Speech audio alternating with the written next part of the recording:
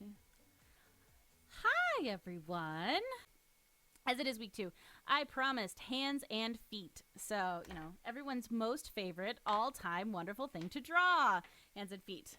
And we got talking about hands and feet and all of the very, very creative ways that artists hide the hands and sneak them behind the back and into the pockets, and or just don't draw them, or have the really long sleeves that hang down and cover them. That was another favorite of mine. I remembered afterwards. It's like, oh yeah, draw those really long, billowy sleeves, and then you just see the little fingertips, sneaking out from underneath.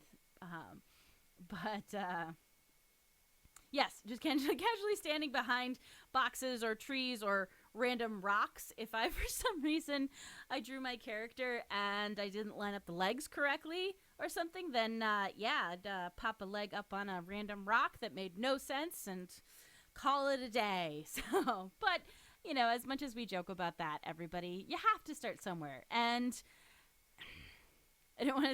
I say it with love, but you have to be bad for a while, because that's just part of this. And it's like any muscle memory. You're not going to be amazing at it at the start, and that's okay. And it can be kind of frustrating sometimes, especially I find now as an adult, there is so much more art that I have access to in internet forums and Pinterest and Instagram and Twitter and all these, and I see all this amazing art, and I can get really down on myself sometimes, whereas I feel like as a kid I was maybe a bit sheltered from that, and I didn't have the mental thinking that I had to be super critical of my art. I got to just create freely. So that's kind of what we want with these Friday streams, is just to create freely. So this is happy little drawing. It's fun. It's Friday. It's nice and easy. Hopefully the lesson covers something that helps you. If not, we get to hang out and chat and draw, and then you go on about your day and have dinner and do whatever your Friday night plans are, and go from there. So I'm going to switch over. Boop. Yeah. Yay. Okay, so there's my fun little sketch that I had done from a previous lesson. So I actually did teach a live stream drawing instruction on hands and feet, but I felt like that one was much more of a push, because I was live on Facebook and I had to keep it moving, and a lot of this on camera teaching, whether it be through Twitch or through Facebook, is different, and it's a learning experience. So as I do it, I get better and I learn new things, but I thought it was an appropriate image to pull up. So I am going to talk for a little bit before I get into some of my own drawing, even more than I've already talked, but let's switch over. So I pulled up a whole bunch of different reference images for us, and the big thing with that is, especially hands, especially feet, the best thing you can do is either look at your own hands for reference and constantly be putting them in different poses and drawing those poses, or to find resources on the internet, because hands can be in very weird positions and they're just very strange things to draw, and being able to have a reference will help immensely, and I can't stress that enough. So I actually pulled in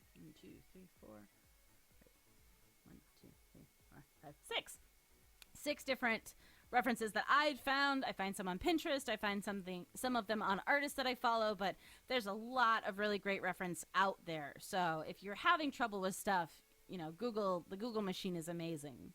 And so I recommend typing in, you can look for hand pose or hand holding a cell phone or things like that, to be very specific of what type of hands. You can do the hands on the hips when the character's facing forward, which was one of my favorite things to draw, even though I could not get those hands right. So I'll jump into the ones that I actually pulled up.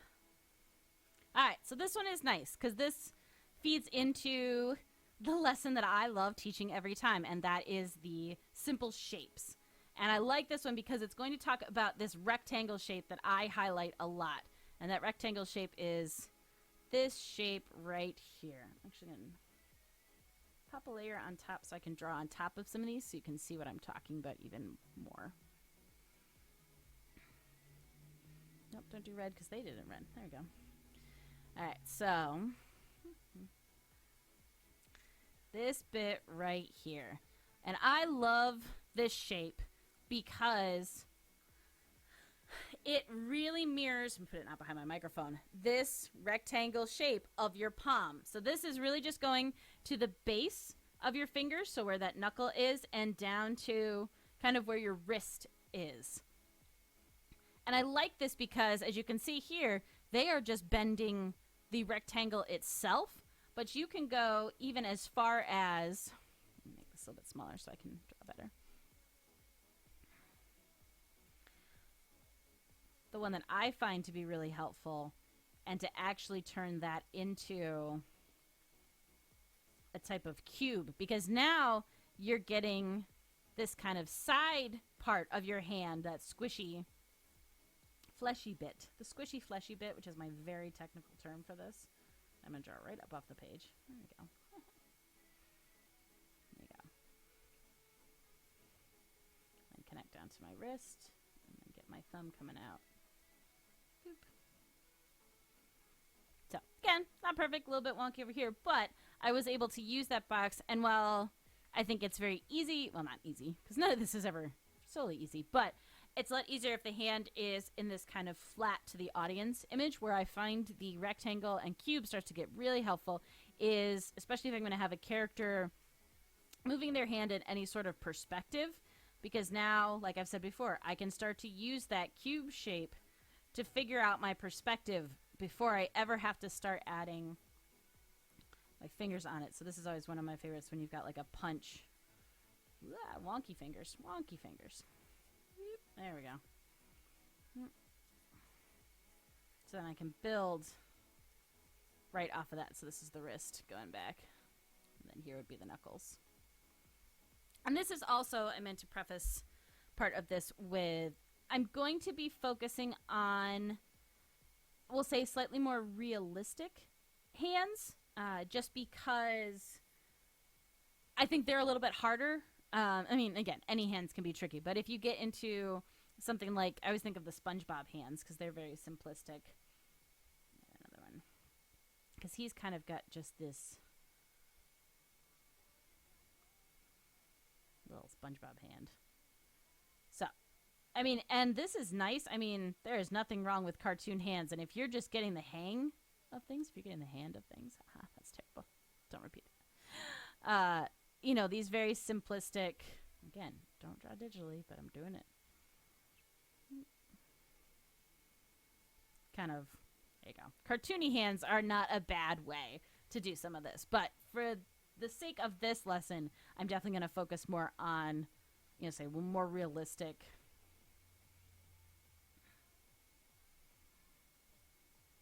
hands here. Boop.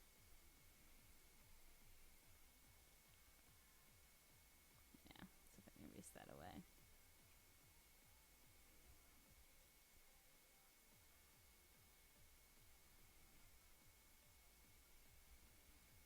The only thing I will recommend, you can kind of see what I'm doing here, I just want to be able to let you guys see this a little bit better, is the box will give you wonderful help with your perspective. It will give you good placement of your different fingers and all of that. But rectangle, as it is a fairly rigid shape. So you really want to make sure that, you know, at the end of the day, hands are organic. They're squishy, they're fleshy. They might have, you know, harsher, rounded fingertips, but the actual shape itself is much more fluid. So we want to make sure that while we are using the cube as our building block, we still let the organic nature and the flowiness of the hand move through once we've finished our setup.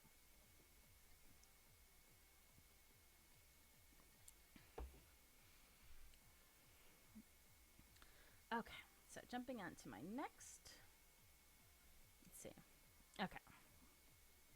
So this one isn't nice, and again, this is just I like, there's a little comment here that I hadn't caught before. His hands are so weird looking, like, honestly, WTF. And yeah, that's pretty accurate. They are very, very strange. But boy, if you don't get them looking close to being right, they look extra, extra strange, and that can be incredibly frustrating.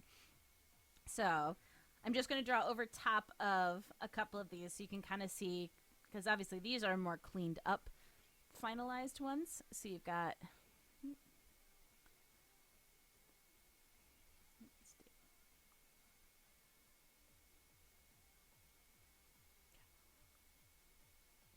so there'd be that top of my rectangle.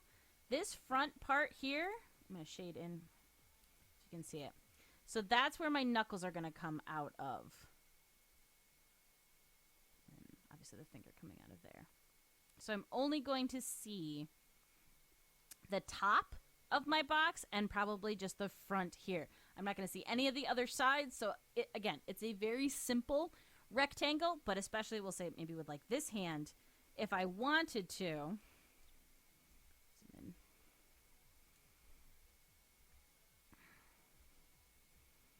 I could add, we'll say maybe more of the transparent see-through box so I could really get an idea of what my cube was doing.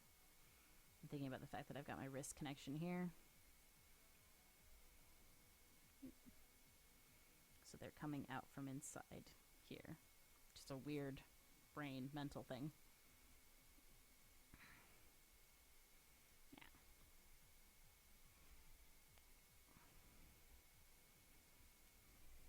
Okay, so then let me jump. Okay. So again, here we've got just different hands. And this I think is really neat because this is showing you the overlap of fingers depending on the size of the item that your hand is holding. And so you can see here holding something the size like a pencil or a pen, you've got the fingers folding all the way over and the fingertips themselves even wrapping around into the palm. Whereas you get to something bigger like this, always looks like a baton, the racing batons. Relay race, there we go. Whew, totally blanked. Where now the fingers aren't able to wrap all the way around. And again, you're seeing that the pinky finger is usually the shortest. The middle finger is the longest. So as they are wrapping around, they are going to travel farther, whereas the pinky finger is not. And especially as the item gets larger and larger, you're going to see less and less of that pinky finger, depending on how the item is being held. Get these out of there. So this one is a nice one as far as just posing goes because, so I'm going to draw my rectangle over it so you can see how I would have drawn the understructure of this. So here again, here's that top piece where the knuckles and where my fingers are going to come out of. Coming down here to the side, here's my wrist.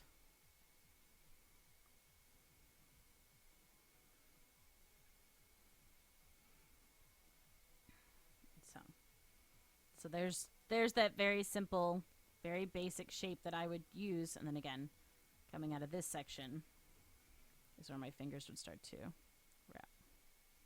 And I can go in and add, that curve. And add the connection to my wrist.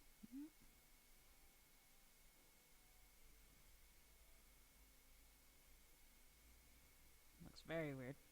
Meaty hand with tiny little lines for fingers, but you get the idea. Let's see, which other ones did I pull? Okay, so this one kind of starts to focus on another part that I wanted to bring up, and that is, let me jump to just one of my own.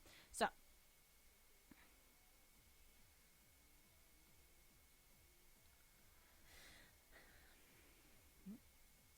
there we go. All right, so with just my hand, I have my rectangle shape.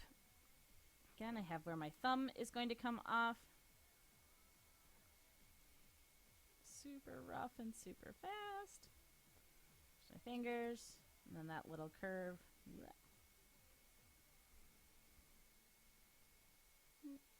Wrist. There you go. So, box back in there. Something I find helpful and something that I will sometimes do. So if I've got my rectangle happening here, and And I'm going to have my fingers coming out this way. I don't, for as much as I use stick figures for other parts of my humans, I don't use them that much for my fingers because I find this to actually be less helpful and a little bit more distracting. But something that I will use is another symbol shape, and that is that cylinder shape. Because again, just like the cube, I can move my cylinder shape very easily in perspective and figure out my perspective before I have to start worrying about how is this going to look as an actual finger.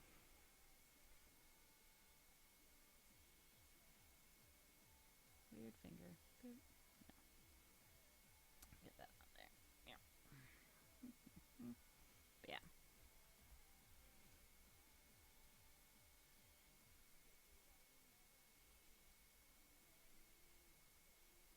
So then here, this section here, that's where the knuckle would be connected to it, and then the finger coming out from there. So, along those lines,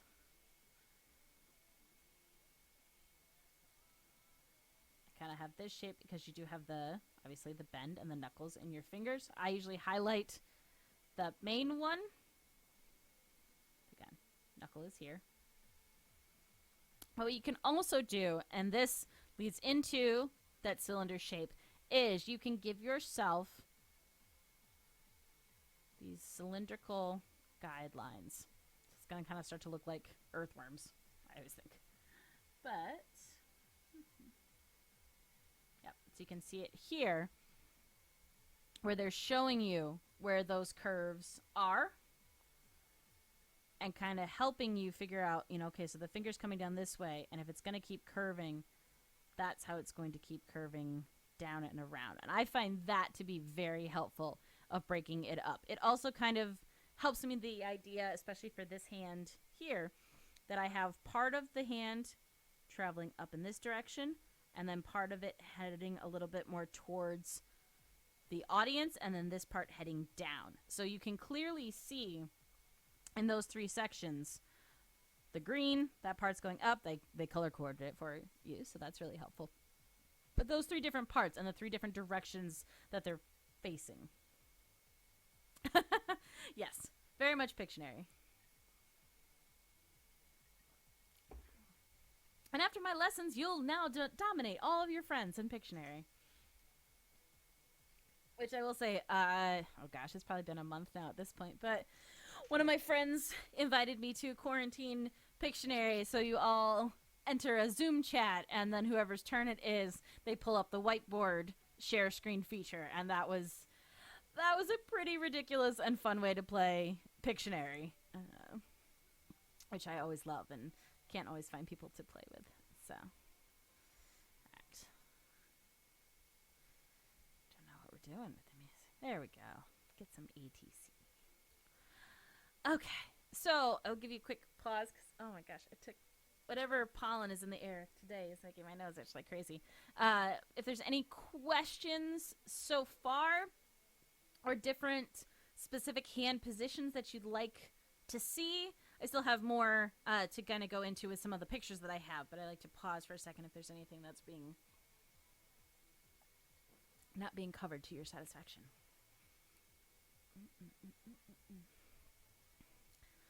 So let me see. This is another nice one where I would say this new image has a bit more exaggeration. This I feel like is a lot more animation based, kind of hand position. But still, I mean, these are gorgeous, and you can obviously still tell that they are hands, even though they are exaggerated. So, again, if we're getting my obnoxious blue marker in there. There's that rectangle cube that I'm talking about. Let me zoom in.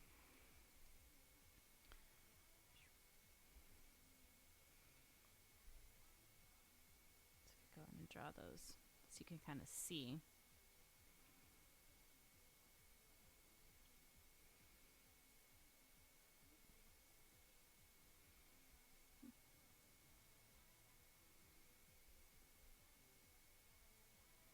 And there is this part here, I'm going to get a different color.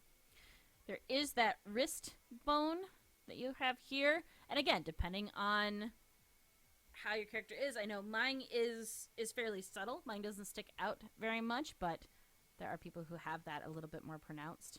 So you'll also kind of see this shape that I'm drawing in red here at the bottom of the palm. And that's, again, that's where this kind of fleshy chunk and then the thumb fleshy chunk are meeting. And I will admit that I did not have to take a gross anatomy class, so a lot of the actual technical terms are lost on me, aside from phalanges, but I got that from bones, so I'm not going to claim that is an... Yes, I think, Nicole, that the anatomy class will be very helpful. I'm a little disappointed I didn't take one, but at the same time, I feel like it would be less anatomy for the art I was doing and more just being able to name and memorize and recall all of the bones and muscles and all of that stuff. And there was a note saying, don't do this on the... Oh, okay. Let me pull that up and let's see.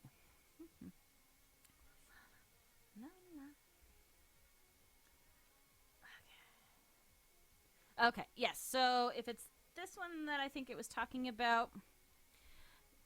All right, so what they're really talking about, and again, this kind of flows into what I was saying with absolutely use the rectangle as your base, but keep in mind that it is an organic thing. So this one kind of has the thumb just coming directly off of this. I don't want to draw on that. Hang on. There we go.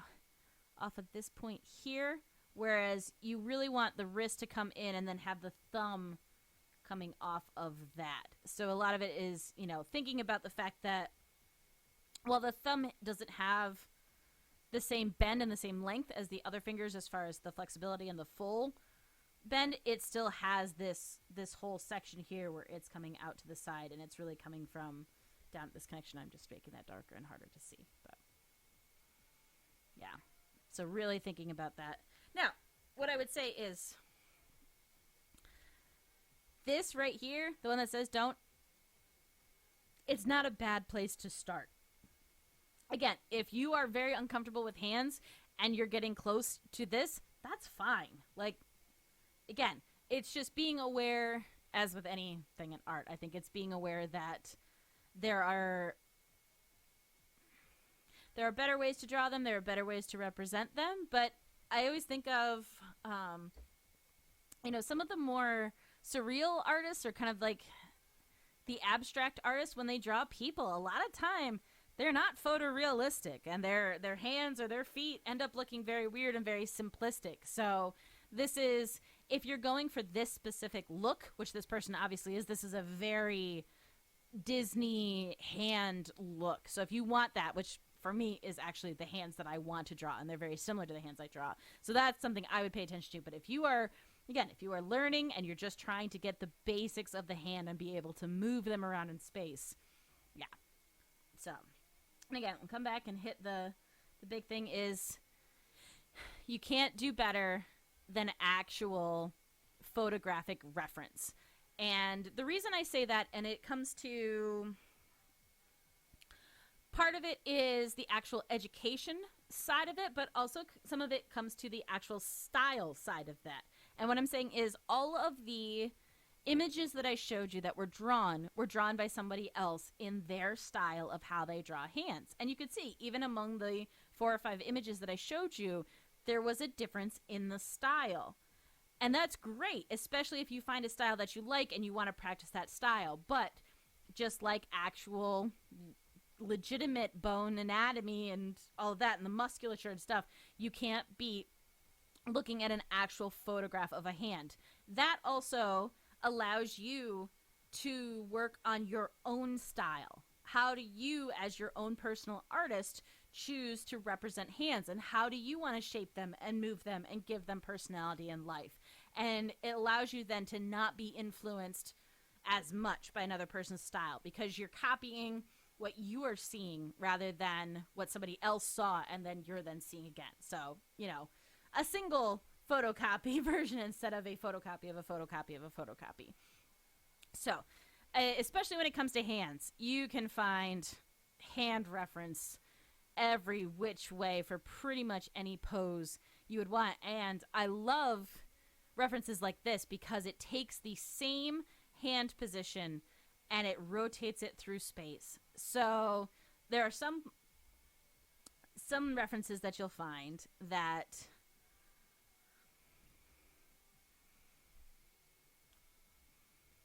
is just going to give you this, which is great. So if if you're drawing your character administering, their hand out to then egg somebody on, that's great because then you found what you want. But I think it's actually a lot more helpful because now I can look and say, oh, so if I if I move my character in space, or if I end up repositioning, or in the case of animation, what I'd have to do is, no, this is not a static image. This is going to be an image that moves. So I need to know, once this hand is extended and starts to turn, how does that look? How does the wrist operate when it comes to moving? How do my fingers splay out?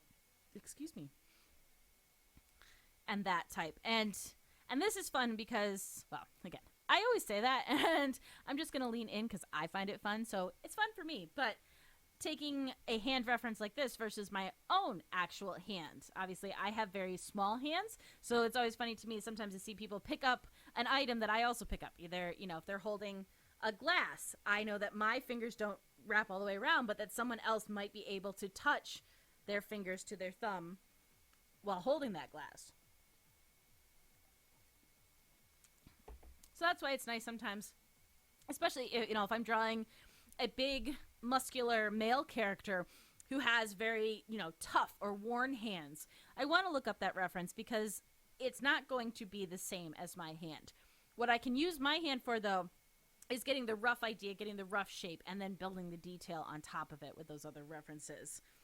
This one's especially nice just for literally these last two lines here, because the curled fist with the thumb outside, which is the correct way you should do. Don't tuck your thumb in because you'll break it, and that's bad. This is a really weird, really difficult pose to draw. And if you read any sort of superhero comics, you will see so many of these that if you ever want to pursue a career in comics, you should get really, really familiar with this particular hand because it pops up a whole bunch. So I'm going to try and go in and draw over top of it so you guys can see. I'm going to zoom in because it's going to be a lot easier. Okay. So here's my top rectangle. Again, where my knuckles are going to come out of. Here's coming down the side. Just coming across the front. And then again, you can see where that thumb is coming out. And then here we can switch over. I'm going to switch colors. There we go. Into where this thumb is coming across. And I can see, okay. It's there. I've got those curves happening there. And then I can say, so again, it's going up and out that way, over that way, and then down.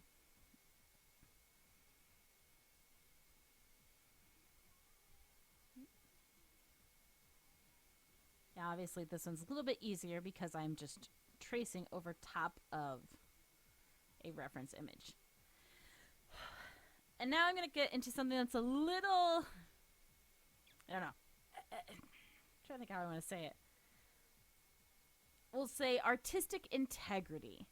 So, you will see a lot of artists, again, if you search for reference, a lot of people will not only give you these images like I have, but they'll also give you text that goes along with it or explanation of their process and you will frequently see artists who take their own reference photos. So if it's either in a costume or it's in a specific pose. I know I've had to do it sometimes because I couldn't find the pose I was looking for online, or it was just easier rather than spending 30 to 40 minutes looking through Google hoping to find something. I could just pose for my own pose and keep working.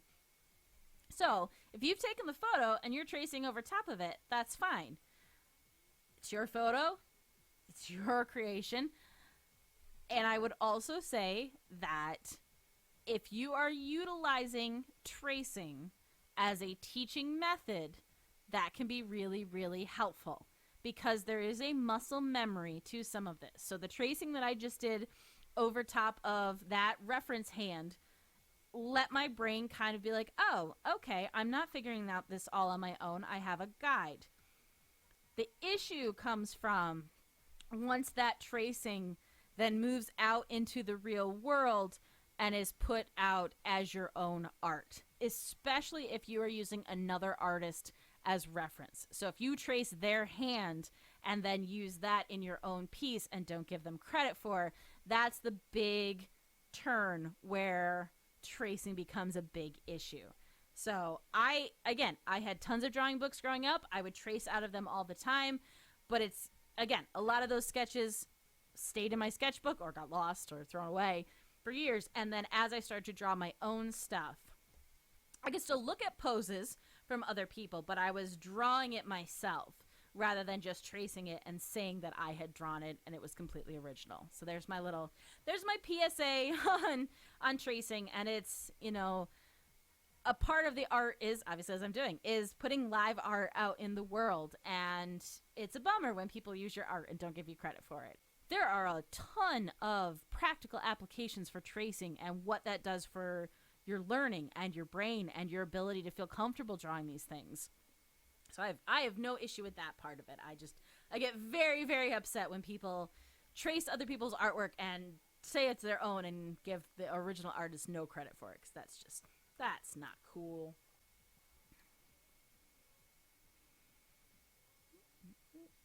Just get that on there a little bit. Nope.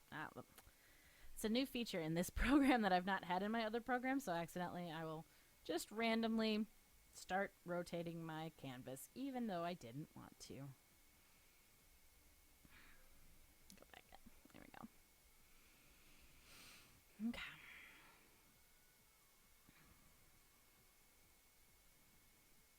So I'm going to make this even.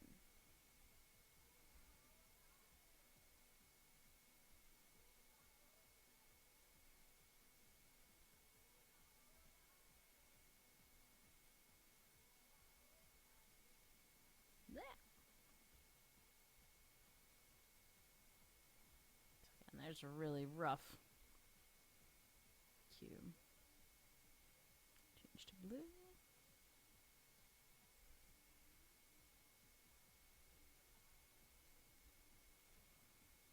My finger coming out. And again, I'm just going to draw the stick figure so you guys can kind of see the movement of that finger.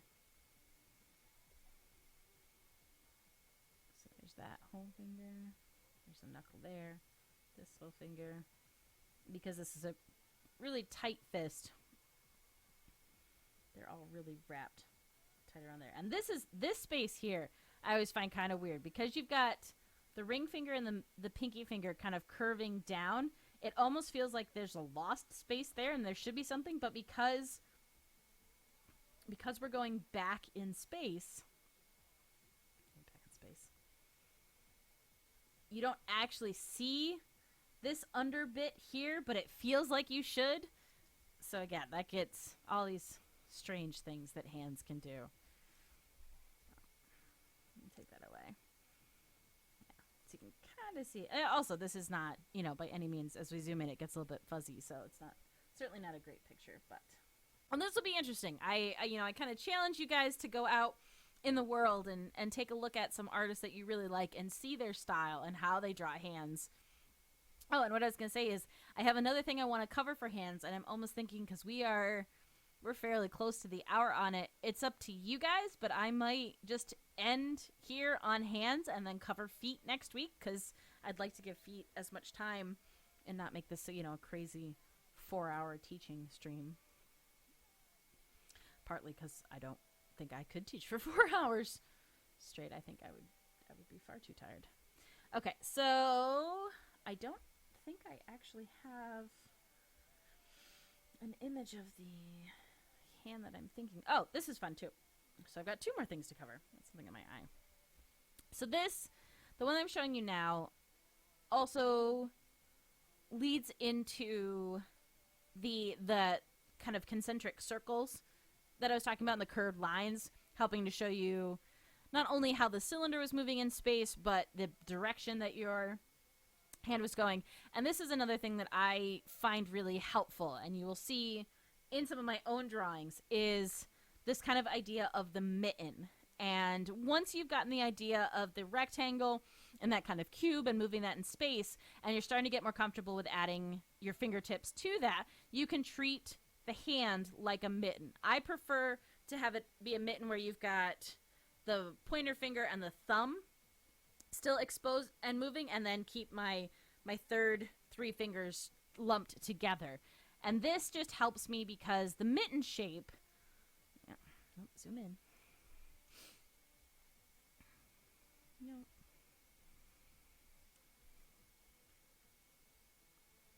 This. I keep drawing too close to the bottom. Nope.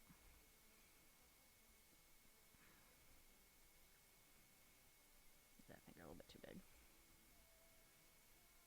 Go. So then I've got my 1, 2, 3 fingers tucked inside of this. But if I can start to be able to move kind of that shape around,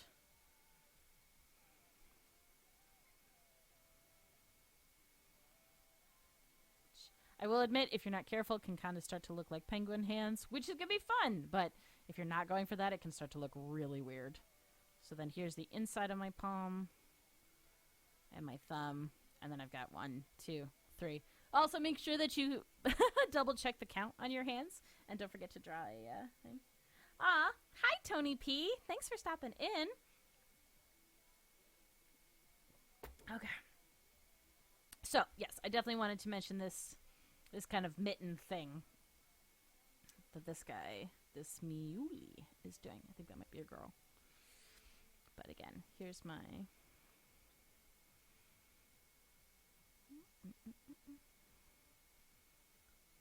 There's my rectangle shape. And again, here's my... So this is another... say art technique. I never know how to call this one because it's just, I guess it's a technique is the best way, but there's something referred to as overlapping shapes, and this is a really good example of it right here. So I have that rectangle cube shape that I started the palm with, and now I'm adding kind of my mitten shape of my fingers over top of it and curling it over top, and so this oval shape of my fingers is overlapping with the cube shape of my palm. So in those overlapping shapes, you're really thinking about the fact that this shape is sitting on top of the other shape so that you wouldn't see it through it. But again, when you are first working on the construction of the hand and you just need all of your construction lines, that's fine. That's, again, and I find it very helpful, just like I did with the real life hands. If I do a rough sketch over top of one of those, or if I look at that reference and just do a really rough breakdown, almost we'll say as close to anatomical as I'm going to get, and then take that and maybe not draw as much of the understructure when I go to draw the actual hand. So, this doesn't have to be, you don't have to draw this intense understructure every single time, but if you're having trouble figuring out a pose, it can be really, really helpful.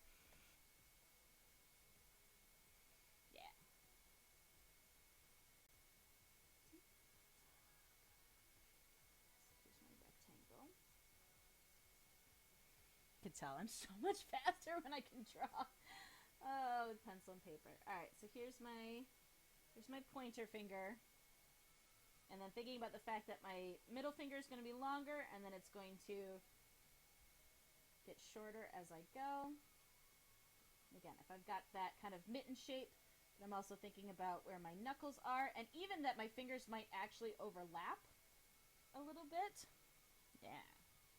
And again, that end of the wrist here and that thumb shape coming out. So this is very close to the other shape that I really wanted to cover, and that is the hand hanging at rest at your side. And this is tricky because when you have... Alright, so if I've got my regular human character, Everything else is really facing totally front, which is easy. But the hands themselves are actually sitting with kind of all of the fingers lining up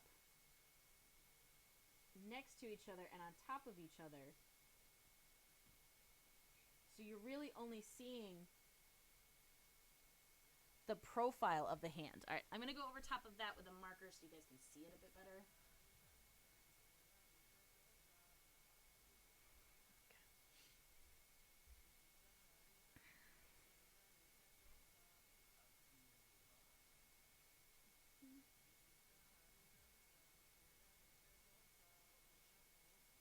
So again, here's the knuckle for my pointer finger. And you might even have a little bit more curve to their fingers, but they are really just sitting all behind that pointer finger. So you're not getting much of the hand at all, whereas this one you've kind of rotated a little bit, moved it around here, and so you're seeing more of this top part of the hand versus this side part. So that one I always find can be very, very tricky. But I keep coming back to it. I teach it for a reason, I promise. That starting with that very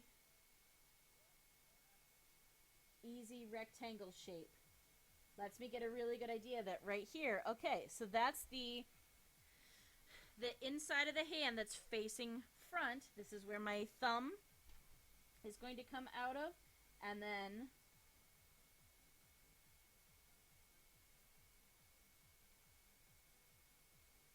down there is where my fingers are going to be. Oh, I got a little crazy because it was picking up. But that line out there so you guys can see. So yeah, my thumb coming out of right out of there. All right, hands on the waist. And forgive her derp face. I don't know. She's got a very weird face happening there. So again, this one is talking about, length of the arms and placement of the shoulder and where the elbows are and everything, and that's absolutely fine. What I really, really want to focus on is this hand connection right here. Now, we're going to start with this side because someday I will dig through all of my old art that I have in boxes and bins and tubs, and oh my god, there's so much. But I will go back through and I will find you old either middle school or high school art where young Emily drew exactly like this and hid that top part of the hand, and it's so again, you will still probably see cartoons that do this that are very simplified, and it's fine. It's just it makes your drawing very flat. So you lose a lot of the cool depth that you're getting from your character if you cut off the hands like this. So what these guys are talking about is, and again, also asymmetrical, meaning like with this one on the left, both hands are almost in the same placement. The fingers are doing almost the same thing. Whereas this one on the right, they are not just a mirror of each other. So asymmetrical in this aspect is going to be a lot more interesting to the viewer's eye. But what's really neat, again, bring this down. Oh, even farther. So again, here's your friendly rectangle. And this is the part that I think helped me, is I started to realize that this part, literally the heel of your hand, so this bit right here, is what's actually sitting on your hip. So it's not just your fingers themselves wrapping around, but it's actually that whole flat of your palm and the heel of your hand being in contact with your hip. So I'm going to erase part of this that I think is a little bit confusing. And I know this is very pixelated, and I'm sorry, but it was one of the better, easier to see references that I found. So I know that, again, I've got the line of my hip coming through right here. So I know that right there where the arrow is pointing is where that contact is happening. But because of the angle of the hand, you're not going to see that top part of the hand. That is actually going to be hidden. And like I said, I can really see that with my rectangle and my cube because I don't see that top part of my cube. I just see this front part where my fingers are going to come out of and that side up along by my pinky finger. And again, fingers come out. And this one is another good example of those three fingers being friends and then separating. Same over here. This one they broke up a little bit more and had the middle finger distance itself a little bit from there and then the pinky kind of hang out, but it's still, you're still getting that mitten shape right there. So I take that away. Hey, look, there's my mitten. And then creepy spider thing crawling up over. Or crab. I guess it's more crab. I feel like little crab eyes.